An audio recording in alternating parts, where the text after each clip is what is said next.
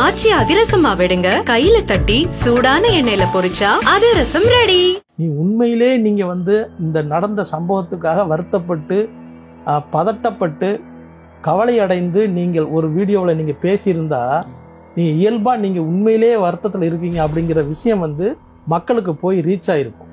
ஆனா இந்த வீடியோ மூலமாக, இந்த மரணத்தின் மூலமாக அவர் ஒரு மைலேஜ், தனக்காக மைலேஜ் தேடிக்க விரும்புகிறார் அப்படிங்கறத அப்பட்டமா அந்த வீடியோ மூலமா தெரிஞ்சு போச்சு. இது தொடர்பாக நாம் சந்திரசேகர் அவர்கிட்ட நாம பேசுறதுக்கு ட்ரை பண்ணும் போது ரொம்ப மன வருத்தத்தில் இருக்காரு அப்படிங்கிற தகவல் மட்டும் நமக்கு கிடைச்சது. கிட்டத்தட்ட அவர் அந்த சம்பவத்தை இவ்வளவு மோசமா அவர் ஹேண்டில் பண்ணிட்டாரு அப்படிங்கிறத எஸ்.ஏ. சந்திரசேகருக்கு பெரிய வருத்தத்தை ஏற்படுத்தியிருக்கு. சீனா முதல் முறையாக தங்கள் நாட்டிலிருந்து வெளிநாடுகளில் நடந்த ஒரு சம்பவத்துக்கு மிகப்பெரிய வருத்தத்தையும், இந்த சம்பவம் எவ்வளவு மோசமாக நடத்தப்பட்டது அப்படிங்கிறதையும் ஒரு பெரிய கட்டுரையாக வெளியிட்டு அது தங்களோட வருத்தத்தை தெரிவிச்சிருக்காங்க. ஒரு மெச்சூரிட்டியா ஒரு வீடியோ வெளியிட்டு மன்னிப்பு கேட்டிருந்தாரோ என்னவோ, தொடர்ந்து இவருடைய அரசியல் நடந்து போயிருக்கும். நல்லவேளை இங்கேயே முடிஞ்சு போச்சு. இங்க பாருங்க என்ன நடக்குதுன்னு தெரியும், நீ பாட்டுல பேசிட்டு இருக்கேடான்னு ஒருத்தர் சொல்றான். ஸோ அந்த குரலே பதட்டத்திலையும் அவங்கள திரும்பி பார்க்க வைக்கிறதுக்கு வேற வழி இல்லாம அந்த செருப்பை எடுத்து வீசியிருக்காங்க. அவ்வளவுதான். இதை எல்லாத்தையும் விட்டுட்டு இவங்க இன்னொரு கும்பல் புகுந்திருக்கு அப்படிங்கிற கொச்சையான ஒரு வாதம் ரொம்ப ஒரு இறந்து போன அந்த ஆத்மாக்களை இன்னும் கேவலப்படுத்துகிற மாதிரியான ஒரு சூழலை அரசியல் தலைவர்கள்ட்ட ஏற்படுத்தியிருக்கு. இந்த வீடியோ ஆதாரங்கள்லாம் வச்சு இல்ல அதுக்கடுத்து அவருடைய விசாரணைகள் முடிஞ்ச பிறகு விஜய் கைது செய்யப்படுவாரா?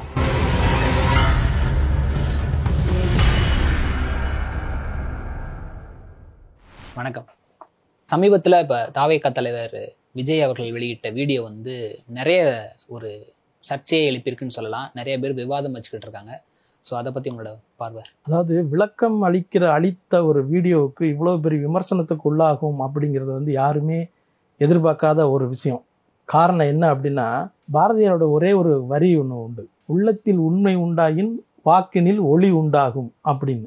நீ உண்மையிலே நீங்கள் இந்த நடந்த சம்பவத்துக்காக வருத்தப்பட்டு பதட்டப்பட்டு கவலை அடைந்து நீங்கள் ஒரு வீடியோவில் நீங்கள் பேசியிருந்தா நீ இயல்பா நீங்க உண்மையிலே வருத்தத்தில் இருக்கீங்க அப்படிங்கிற விஷயம் மக்களுக்கு போய் ரீச் ஆயிருக்கும்.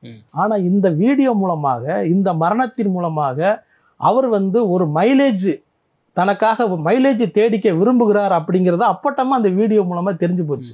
அதனாலதான் இது இவ்வளவு பெரிய விமர்சனத்துக்கு உள்ளாகி கொடுக்கப்பட்ட விளக்கம் இவ்வளவு தாக்குதலுக்கு உள்ளாகிக்கிட்டு இருக்கு. ரெண்டாவது, தொடர்ந்து இந்த விளக்கம் எப்படியாக இருக்கு அப்படின்னா, நீங்க இந்த எந்த படத்துல அவர் இந்த மாதிரி வசனத்தை பேசினார் என்கிறத முதற்கொண்டு நடிகர் சிபிராஜ் அவர்கள் ஒரு ட்விட்டர்ல எடுத்து போட்டிருக்காரு. இது குஷி படத்துல நீ அவர் பேசின அந்த டயலாக தான் இவர் இங்க பேசுறாரு அப்படிங்கறத முதல் கொண்டு உங்களுடைய திரையுலக சகாக்களே உங்களுக்கு விஜயை கேள்வி செய்யக்கூடிய நிலைமைக்கு இந்த வீடியோ அதிகமான தாக்கத்தை ஏற்படுத்தியிருக்கு. கரூர்ல ஏற்பட்ட இந்த உயிரிழப்புக்கு முக்கியமான காரணமா இருந்தது விஜய் அப்படிங்கிறது பரவலா எல்லாருக்குமே ஒரு நேர்மையாளர்கள், அதாவது நடுநிலையாளர்கள், நேர்மையாக இந்த விஷயத்தை அணுகுறவர்கள் எல்லோரும் சொல்றாங்க. இதை விட முக்கியமான விஷயம் என்னன்னா, உலகத்துக்கே மிகப்பெரிய ஒரு வல்லரசாக நினைத்து கொண்டிருக்கிற சீனா முதல் முறையாக ஒரு அந்நிய தங்கள் நாட்டிலிருந்து வெளிநாடுகளில் நடந்த ஒரு சம்பவத்துக்கு மிகப்பெரிய வருத்தத்தையும், இந்த சம்பவம் எவ்வளவு மோசமாக நடத்தப்பட்டது அப்படிங்கிறதையும் ஒரு பெரிய கட்டுரையாக வெளியிட்டு அது தங்களோட வருத்தத்தை தெரிவிச்சிருக்காங்க. அதோடு மட்டும் இல்லாமல் ஒரு நடிகரை பார்ப்பதற்காக இங்கே உள்ள மக்கள் தங்கள் உயிரை பொருட்படுத்தாமல் போய் செத்து போயிட்டாங்க அப்படிங்கிற விஷயத்தை அந்த கட்டுரையில் அவங்க பதிவு பண்ணியிருக்காங்க. இன்னொரு விஷயம், இந்த குழந்தைகள் இறந்து போனதில் தமிழ் சினிமாவில் இருக்கிற நடிகைகளுக்கே மிகப்பெரிய மன வருத்தத்தை விஜய் மீது ஏற்படுத்தியிருக்கு. அவங்க இந்த விஷயத்துக்காக விஜய் கொடுத்த இந்த வீடியோ மூலமாக மிகப்பெரிய ஒரு வருத்தத்தில் இருக்காங்க அப்படிங்கிறது நமக்கு தகவலாக தெரியுது. ரெண்டாவது, இது தொடர்பாக நாம் சந்திரசேகர் அவர்கிட்ட நாம் பேசுறதுக்கு ட்ரை பண்ணும் போது, அதாவது ரொம்ப மன வருத்தத்தில் இருக்காரு அப்படிங்கிற தகவல் மட்டும் நமக்கு கிடைச்சது.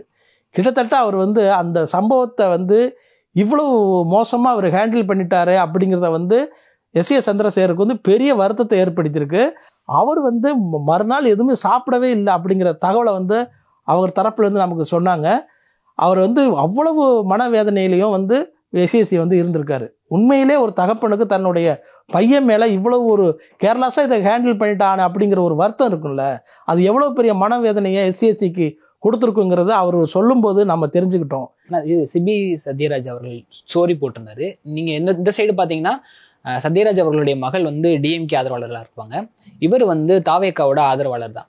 அடிக்கடி அவரோட இன்ஸ்டாகிராமில் வந்து விஜய் ஆதரவு பண்ணி ஸ்டோரி போடுறதா ஆதரவான்னு நினச்சி போடுற வீடியோ வந்து இப்போ வைரல் ஆகுதோ அப்படின்னு தோணுது. இல்லை, நீங்கள் சத்யராஜே வந்து விஜயோட தீவிரமான ஃபேன். சத்யராஜ் ஒரு நாள் நேரடியாக நான் வந்து பேட்டிக்காக சந்தித்த போது விஜயை பற்றி அவ்வளோ உயர்வாக பேசினார். அதான் உயர்வாக பேசினார். அவர் எம்ஜிஆருக்கு அப்புறம் பாடல்களில் ரசிக்கக்கூடிய ஒரு பெரிய ஹீரோ யார் அப்படின்னா அது விஜய் தான் கண்ணன் அப்படின்னு என்கிட்ட தனிப்பட்ட முறையில் சொல்லியிருக்காரு. பேட்டியில் வந்து சொல்லலை, தனிப்பட்ட முறையில். ஏன்னா அவர் பாடல்களில் காட்டுற குறும்புத்தனமும் இதுவும் வந்து ஆடியன்ஸுக்கு ரொம்ப பிடிக்கும், எனக்கே ரொம்ப பிடிக்கும் விஜயை அப்படின்னு அவர் சத்யராஜ் சொல்லியிருந்தார். ஆனால் இன்றைக்கு அவருக்காக சப்போர்ட் பண்ண பேசி வந்த மாரிதாஸும் சரி, பிரவீன் காந்தும் சரி, இவங்க எல்லாமே அப்படியே எதிராக திரும்பியிருக்காங்க. அப்படின்னா காரணம் இல்லாமல் திரும்பலை. ஏதோ வந்து அவங்களுக்கு சப்போர்ட் பண்ணி அவங்களுக்கு பேசினா அவங்க பணம் கொடுக்காம விட்டுட்டாங்க அப்படிங்கிறதுக்காக அவங்க திரும்பலை. இந்த நடந்து போன இந்த துயரத்தில் உள்ள விஜய் பக்கம் செய்ய வேண்டிய ஒரு நியாயத்தை வந்து அவங்க பண்ணியிருக்காங்க. அதாவது நீ வந்து ஏன் வந்து சரியான முறையில் இந்த இரங்கலை நீங்கள் தெரிவிக்கல அப்படிங்கிற அந்த கோபத்தில் எல்லாரும் அப்படி திரும்பியிருக்காங்க. அதனாலதான் சத்யராஜ் அவருடைய நெருக்கமான அந்த குடும்பமே வந்து அவருக்கு வந்து எதிராக வந்து அந்த கருத்தை பதிவிட்டுருக்கு. நீங்க வந்து கட்சி சார்ந்து நீங்க பார்க்க வேண்டாம். இந்த விஷயத்துல மரணம் செய்து இறந்து போனது வந்து எல்லா குழந்தைகளும் சின்ன சின்ன பசங்களும் இவங்கெல்லாம் எந்த கட்சியிலையும் கிடையாது, பாவம் அவங்க வந்து. ஆனால் அவங்க இவ்வளவு எதிர்ப்புக்குள்ளானதுக்கு காரணம் வந்து விஜயோட இதை தனியா அவர் வந்து சரியாக இதை வந்து இந்த விஷயத்த வந்து கையாளலாம் அப்படிங்கிறது தான் இது முக்கியமான காரணமா இருக்கு. இந்த நிகழ்வுக்கு முன்னாடி வரைக்குமே அவருக்கு மிகப்பெரிய ஒரு ஆதரவு இருந்துச்சு மக்கள் மத்தியில. ஸோ இந்த நிகழ்வுக்கு அப்புறம் மக்களுடைய ஆதரவு வந்து விஜய்க்கு குறைய வாய்ப்பு இருக்கா? நிச்சயமா இது குறையதான் வாய்ப்பு இருக்கும். நீங்க கண்ணதாசனுடைய ஒரு கவிதை ஒன்று உண்டு, அது வந்து கிட்டத்தட்ட அப்படி விஜய்க்கு எழுதி வச்ச மாதிரியே இருக்கு. அதாவது பஞ்சை வைத்து நெருப்பை அணைப்பவன் பைத்தியக்காரனடா, பாவம் தீர்க்க பணத்தை இறைப்பவன் பச்சை மடையனடா, நெஞ்சுக்குள்ளே நீதியை மறைப்பவன் நிச்சய மிருகமடா, உயர் நேர்மையிலும் தன் வியர்பையிலும் தினம் உழைப்பவன் மணி தெய்வமடா அப்படின்னு சொல்லி கண்ணதாசனோட வரி இருக்கு. நீ எவ்வளவு ஒரு பிரச்சனையை வந்து சரி பண்றதுக்காக கொடுக்கப்படுற வீடியோவை வந்து அது எவ்வளவு கவனமா நீங்க வார்த்தைகளை தேர்வு பண்ணி பேசணும். ஆனா நீங்க வந்து எரிச்சுக்கிட்டு இருக்க நெருப்பை வந்து பஞ்சை வச்சு எரிச்சு மறுபடியும் அணைச்சு மறுபடியும் அவரை வந்து நெருப்பு பத்திக்கிட்டு எரியிற மாதிரியான ஒரு வார்த்தையை நீங்க பிரயோகப்படுத்திருக்கீங்க. என்ன அது வந்து நீங்க வந்து நான் இங்கே இருப்பேன், நான் ஆபீஸ்ல இருப்பேன், நீங்க இங்க வாங்க, இதெல்லாம் வந்து ரொம்ப சிறுபிள்ளைத்தனமான, அதாவது அவருடைய பக்குவம் இல்லாத தன்மையோட உச்சம் இந்த வீடியோ. நல்ல வேளை அவர் வந்து ஒரு மெச்சூரிட்டியா ஒரு வீடியோ வெளியிட்டு மன்னிப்பு கேட்டிருந்தாரோ என்னவோ, தொடர்ந்து இவருடைய அரசியல் நடந்து போயிருக்கும். நல்ல வேளை இங்கேயே முடிஞ்சு போச்சு. இது கிட்டத்தட்ட இது வந்து முடிவுக்கு வந்த மாதிரி தான். அவருடைய பக்குவம் இல்லாத அந்த தன்மையை வந்து விஜய்னா, நான் வந்து ஒரு வீடியோ நம்ம ஏற்கனவே பேசினோமே, விஜய்னா எப்படி யாருன்னு நீங்க முதல்ல தெரிஞ்சுக்கங்கன்னு பேசினோமே, அதை அவரே காமிச்சிட்டாரு. அரை மணி நேரம், ஒரு மணி நேரம், 3/4 மணி நேரம் ஒருத்தங்கிட்ட பேசாம ஒரு அறையில் நீ உன்னால உட்கார முடியும் அப்படின்னா நீ வந்து அப்போ உன்னோட மனநிலை எப்படிப்பட்டதற்கு இருக்கும்? அது இப்படிதான் இருக்கும், இந்த மாதிரி தான் இருக்கும். உன்னுடைய அந்த குழந்தையோட துயரத்துக்கு கூட உன்னால வந்து அந்த அஞ்சலியை செலுத்த முடியலையே. அது என்ன மாதிரியான ஒரு மனிதாபிமானம், என்ன மாதிரியான உங்ககிட்ட ஒரு நியாயம் இருக்கு? ஒரு தலைவனை நீ என்ன செய்ய முடியும் நீ? அப்படிங்கிறதா நம்மளுடைய கேள்வியா இருக்கு. கரூர் நிகழ்வுக்கு அப்புறம் வந்து நிறைய அரசியல் தலைவர்கள் வந்து விஜய்க்கு ஆதரவா வந்து பேசினாங்க. சீமான் முதற்கொண்டும் சரி, வருவாரு, கொஞ்சம் டைம் எடுத்துட்டு வருவார், கொஞ்சம் அவர் பதட்ட நிலையில இருப்பாருன்னு. ஆனா இந்த வீடியோ வெளியிட்டதுக்கு அப்புறம் சீமான் அவர்களே வந்து இப்ப அவருக்கு எதிர்த்து பேசுற அளவுக்கு தள்ளப்பட்டிருக்காரு. என்னன்னா அவர் வீடியோ வெளியிட்டதுல வந்து ரொம்பவே எனக்கு அந்த அணுகுமுறை சரியில்லை அப்படின்லாம் சொல்லி பேட்டி கொடுத்திருந்தார். இல்ல, அது உண்மைதான். என்னன்னா இவருக்கு சப்போர்ட் பண்ண நிறைய அரசியல் தலைவர்கள் வந்திருந்தாங்க. ஆனா இவரை வந்து இந்த வீடியோ வந்து பக்குவமற்ற நிலையில் வெளியே வந்திருக்கிற இந்த வீடியோவை வச்சும் அவங்க இன்னும் சில அரசியல் தலைவர்கள் வந்து அவரை வந்து தங்களுடைய அரசியலுக்கு விஜயை பயன்படுத்திக்கக்கூடிய ஒரு சூழலை தான் வந்து விஜய் ஏற்படுத்தி கொடுத்துருக்காரு. இன்றைக்கு வந்து அப்படிதான் மாறி போச்சு. இனிமேல் அவர் தனித்து இயங்க முடியாது. விஜய் வந்து தனித்து இயங்க முடியாது. அரசுக்கு எதிராக யார் யார் குரல் கொடுக்கிறார்களோ, அரசுக்கு எதிராக யார் யார் அரசியல் செய்கிறார்களோ அவர்களுடைய கட்டுப்பாட்டில் கீழே தான் வந்து விஜய் இருக்க போறாரு. அப்படித்தான் இருக்கிற வேண்டிய சூழ்நிலை வந்துருச்சு. இந்த நிகழ்வு வந்து அப்படிதான் நம்ம பார்க்கணும். இந்த கரூர் சம்பவத்துல இருந்து நிறைய புதிய வீடியோக்கள் வந்து இப்போ சமூக வலைதளங்களில் வைரல் ஆகுது. ஸோ அந்த வீடியோக்கள் வந்து என்ன மாதிரி தாக்கத்தை ஏற்படுத்த போகுது? பெரிய அதிர்ச்சியா இருக்கு. ஏன்னா இந்த வீடியோக்கள் நீங்க அவங்க சார்பில் கொடுக்கப்பட்ட வீடியோக்கள் எல்லாம் வந்து வேறு மாதிரியான ஒரு பாதிப்பை ஏற்படுத்தியிருந்தாலும் அவங்க தொண்டர்களே கொடுத்த வீடியோக்கள் தான் இப்போ சமீப காலத்துல புதுசா வீடியோ இப்போ நேற்று வரைக்கும் இன்றைக்கு காலையில வரைக்கும் வந்திருக்கு. அந்த வீடியோக்களை நீங்க பாத்தீங்கன்னா அவர் வந்து பேசிக்கிட்டு இருக்கும் போதே இங்க பல பேர் மயக்கமடைந்து அவங்கள தோல்ல தூக்கி போட்டுக்கொண்டு ஓடக்கூடிய சூழல் இருக்கு. அந்த செருப்பை வீசின அந்த சம்பவம் வந்து அதை வந்து அங்க உள்ள நண்பர்கள் வந்து அவருடைய கவனத்துக்கு கொண்டு போக அவரை திரும்பி பார்க்க வைக்கிறதுக்காக இங்க பாருங்க என்ன நடக்குதுன்னு தெரியும், நீ பாட்டுல பேசிட்டு இருக்கேடான்னு ஒருத்தர் சொல்றான்.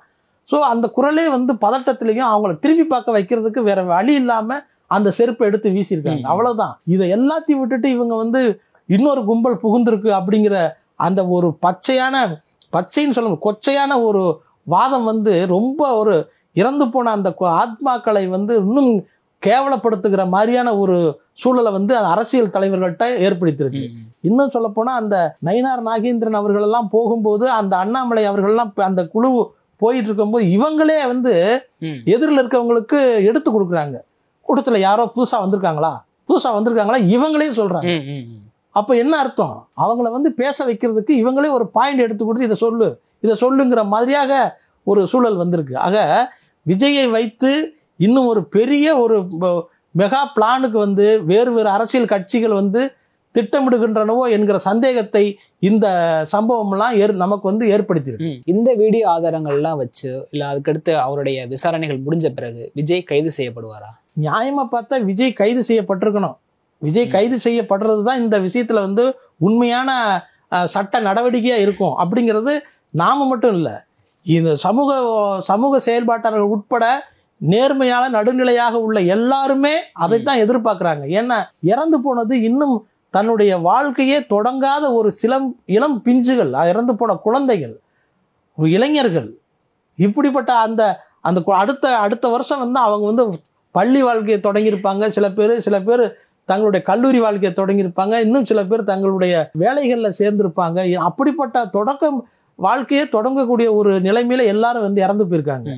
அவருக்கு வேணா விஜய்க்கு வேணா இது வந்து ஒரு பெரிய ஒரு சாதாரண சம்பவமா இருக்கும். ஆனா வந்து மற்ற அவங்க குடும்பத்தாருக்கும் அங்க கரூரை சேர்ந்த மக்களுக்கும் அது எவ்வளவு பெரிய இழப்பு, எவ்வளவு பெரிய அதிர்ச்சிங்கிறது இருக்குல்ல. அதனால வந்து கண்டிப்பா இந்த இதுக்கெல்லாம் தார்மீக பொறுப்பேற்று விஜயை வந்து நீங்க புஷி ஆனந்த்ல ஏன் ஓடி ஒளிறாரு? அவர் என்ன கொலை பண்ணாரா? இல்ல, இந்த விசாரணை நடக்கணும். அதுக்கு தன்னைத்தானவே ஒப்படைத்து கொண்டு இந்த இதுக்கு நான் வந்து கட்டுப்படுறேன், சட்டத்துக்கு கட்டுப்படுறேன் அப்படின்னு அவரே வந்து விசாரணைக்கு ஒத்துழைச்சு கைது பண்றதுனால கைது பண்ணுங்க. ஏன்னா அரசியல் கட்சின்னு வந்துட்டாலே கிட்டத்தட்ட வந்து நம்ம எல்லாத்தையும் எதிர்கொள்ளணும். கைது, விசாரணை, ஜாமீன் இதெல்லாம் வந்து நடக்கும். அதுக்கெல்லாம் பயப்படாம தான் நீங்க வந்து அரசியலுக்கு இறங்கணும். நீங்க வந்து சொபிஸ்டிகேட்டடா வந்து ஒரு சிம்மாசனத்துல உட்கார்ந்துட்டு நீங்க வந்து ஆட்சி ஆளணும் நினைக்கிறது வந்து தப்பு. நீங்க வந்து விஷயானந்த் இன்ன வரைக்கும் விஷயானந்த வந்து அரசுகிட்ட ஒப்படைக்கல. அரசை வந்து நீங்க காவல்துறைக்கு வந்து அவர் வந்து மறைச்சு வச்சிருக்காரு அப்படின்னா இதுவே பெரிய குற்றம். நீங்க தப்பு செய்திருக்க, நீங்க நேரடியா தலையிடல. ஆனால் இந்த மாதிரி சம்பவத்துக்கு நீங்க அங்க போகவே இல்லைன்னா இந்த சம்பவம் நடந்திருக்காது இல்லையா?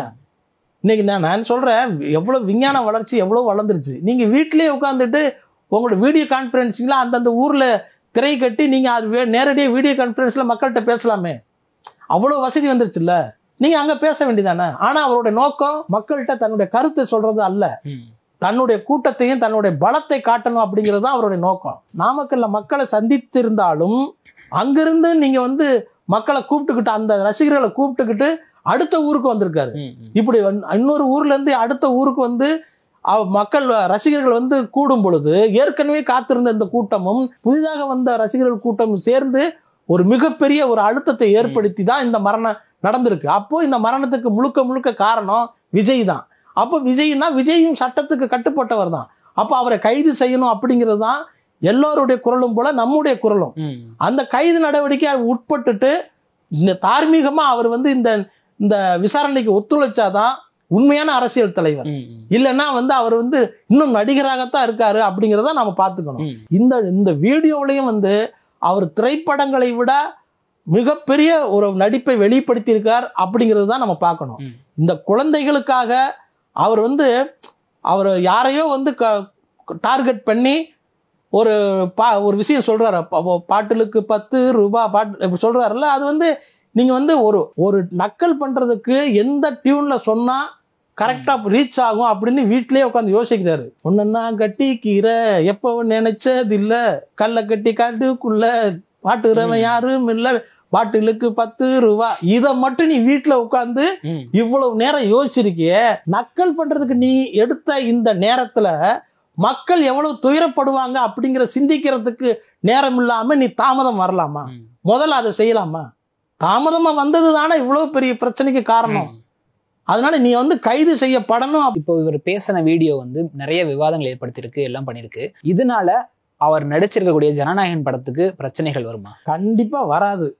நீங்க நினைக்கிற மாதிரி கண்டிப்பா பிரச்சனை வராது. ஆனால் 400 அப்படிதான் என்னையும் கூட்டு போகக்கூடாதுன்னு சொல்லி வடிவேல் வாண்டடா வண்டியில ஏறுவார்ல, அது மாதிரி என் படத்துக்கு பிரச்சனை வருது, என் படத்துக்கு பிரச்சனை வருது இவரா சொல்லிக்கிட்டு இருப்பாரு. அப்படி இவரா சொல்றது மூலமாக தான் இவர் வந்து லைம்லைட்டுக்கு வருவாரே தவிர, அல்லது இவரை வந்து அப்படி சொல்ல வைப்பாங்க. இன்றைக்கு வந்து அவர்கிட்ட புதுசாக சேர்ந்திருக்கிற கூட்டம் இருக்குல்ல, அந்த கும்பல் வந்து இவரை வந்து பேச வைக்கும். எப்பவுமே ஒரு பாதிப்பு ஏற்பட்டா பாதிப்பு அடைந்தவர்கள் பக்கம் இருந்துதான் பேசணும். அவன் தான் உண்மையான தலைவன். நீ அதிகாரம் பண்ற இடத்துல உட்காந்துட்டு நீ பேசினேன்னா நீ தலைவன் கிடையாது. நீ வந்து வேறு ஒரு இயக்கத்திற்கு முகமா நீ மாறிட்டேன்னு அர்த்தம். வேறு ஒரு இயக்கம்னா யாரு? வேறு ஒரு இயக்கம் யாரு? நீங்க வந்து காந்தியை நீ வந்து குழந்தைக்கு இந்த இறந்து போன குழந்தைகளுக்கு ஆதரவான நிலையில நீ இல்லாம என்னை வந்து கைது பண்ணி பாருங்க நீ சொல்ற மனநிலை இருக்குல்ல, இந்த மனநிலை வந்து காந்தியை கொன்ற கோட்சேவை விட விஜய் ஆபத்தானவர்னு நிரூபிக்கிற அந்த சாட்சி தான் அந்த வார்த்தை. அப்போ காந்தியை கொன்ற கோட்சேவுடைய கும்பல் வந்து உன்னை வந்து ஆட்டி படைக்குது அப்படிங்கிறத மற்ற எல்லாரும் நினைக்கிற மாதிரி நாமளும் நினைக்க வேண்டியிருக்கு. இப்போ நீங்க என்ன செய்யணும் அதை செய்யல. அப்போ இந்த படம் வெளிவர்றதுக்குள்ளேயும் பல நிகழ்ச்சிகளை நடத்துவதற்கு இப்போதே திட்டமிடுவார்கள். அதுல குறிப்பா ஒண்ணு, இந்த படத்தை அரசு வெளியிடாம தடுக்குது அப்படிங்கிற ஒரு மாயையை வந்து ஏற்படுத்துவாங்க. அரசுக்கு அது வேலை கிடையாது. ஒரு படத்தை வெளியிடாம தடுக்கிறதுக்கு அரசுக்கு வேலை கிடையாது. ஆனால் தனக்கு வந்து இவ்வளவு பிரச்சனை கொடுக்குறாங்க அப்படிங்கிற ஒரு சிம்பத்தியை வந்து கிரியேட் பண்ணுவாரு விஜய். கண்டிப்பா அவரு கிரியேட் பண்ணுவாரோ இல்லையோ, அவருக்கு சுற்றி உள்ளவர்கள் கண்டிப்பாக கிரியேட் பண்ணுவாங்க. அதுக்கு இவர் ஒத்து போவாரு. ஆனால் இன்றைக்கு இருக்க சூழல்ல அவருடைய ஆடியோ லான்ச் நடத்துறதுக்கு இங்க வந்து இடம் கொடுக்க மாட்டாங்க அப்படிங்கிற மாதிரி நமக்கு தகவல் இருக்கு. காரணம் என்னன்னா, இனிமேல் அரசியல் கட்சிகள் கூட்டம் நடத்துவதற்கும் அரசியல் பிரச்சாரங்களை நடத்துவதற்கும் புதிய சட்ட விதிகளை வகுக்க வேண்டும் அப்படிங்கிற நீதிமன்றங்கள் வந்து கவனத்தில் எடுத்திருக்காங்க. அதனால இவர் வந்து இனிமேல் அந்த கூட்டத்தை, இவ்வளவு பெரிய கூட்டத்தை வந்து பொது இடத்துல கூட்டுறது அப்படிங்கிறது அவர் விஜய்க்கு சிக்கலை ஏற்படுத்தும். அதனால் ஜனநாயகன் ஆடியோ ஃபங்க்ஷன் வந்து மலேசியாவில் நடக்கும் அப்படிங்கிற ஒரு தகவல் இருக்கு. அது மாதிரி அவர் அங்க வேணா நடத்திக்கலாம்.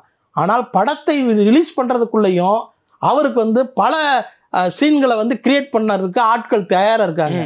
இன்னொரு விஷயம் நல்லா தெரிஞ்சுக்கங்க, கரூர் மக்களுக்கும் சரி, நீங்க விஜயை நம்பி போற அந்த மக்களுக்கும் சரி, ஒரு விஷயத்தை நல்லா தெரிஞ்சுக்கங்க. இந்த அரசியல், இந்த 26 எலெக்ஷன் இருக்குல்ல, இந்த எலெக்ஷன் வரைக்கும் தான் விஜய் வந்து அரசியல் பேசுவார். அதுக்கு பிறகு அவர் வழக்கமாக திரைப்படங்களை நடிக்க போய்விடுவார் அப்படிங்கிறது தான் நம்முடைய உண்மையான வாதம். உறுதியா நம்ம இதை சொல்லலாம். காரணம் என்னன்னா, அவர் ஒரு டைரக்டர்கிட்ட வந்து கதை கேட்டு அதை வந்து அதுக்கான எல்லா வேலைகளும் தொடர்ந்து நடந்து கொண்டிருக்கு. அப்போ நம்மளை யாரை வந்து பைத்தியக்காரன் ஆக்கிட்டு இருக்காரு அப்படிங்கறத வந்து அப்பட்டமா தெரியுதா இல்லையா? அப்போ இந்த ஜனநாயகன் படம் வரும்போது அதை தனக்கு பெரிய ஆபத்து நடந்து விட்டதாக அதை பிரபகண்டா பண்றதுக்கு விஜய் தயாரா இருப்பார், அரசு தயாரா இருக்காது. ஆனால் மக்கள் வந்து விஜயோட உண்மை முகத்தை இதன் மூலம் தெரிந்து கொள்வார்கள் அப்படின்னு நம்ம நம்பலாம். நன்றி.